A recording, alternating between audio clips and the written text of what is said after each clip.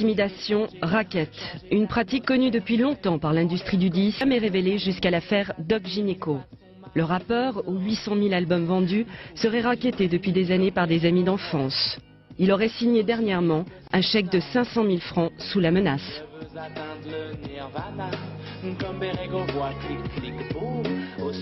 Doc Gynéco, sa maison de disques et les personnes mises en cause dans cette affaire n'ont pas souhaité répondre à nos questions. Mais d'autres commencent à parler, comme Jimmy J, ancien producteur d'MC Solar. Avec son acolyte, il a vendu plus de 2 millions de disques. À l'époque, il gagnait beaucoup d'argent. Lui aussi a subi la violence et les pressions.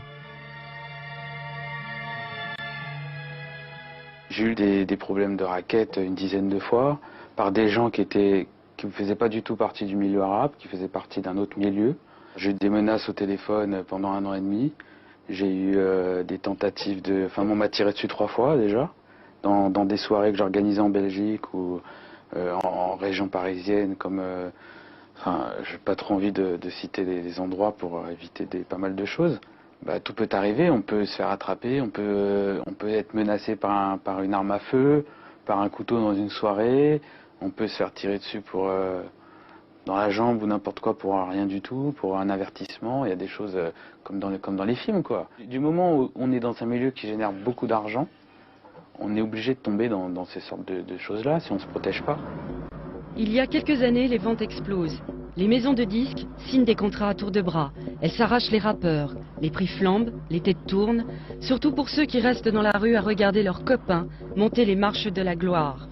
Des bandes mettent le pied dans la porte des maisons de disques pour réclamer leur part du gâteau. L'industrie de la musique serait-elle aussi touchée par le racket? Un de ses responsables a bien voulu témoigner sous anonymat. Les pressions, elles sont psychologiques. Dans le sens où, encore une fois, vous avez une multiplicité d'interlocuteurs.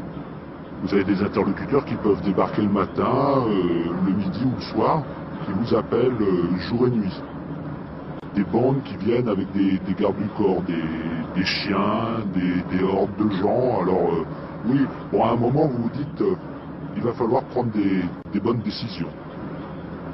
Certains responsables alors préfèrent quelque part s'acheter la paix et en même temps garder la main mise sur l'artiste et son talent plutôt que de commencer à rentrer dans une guerre.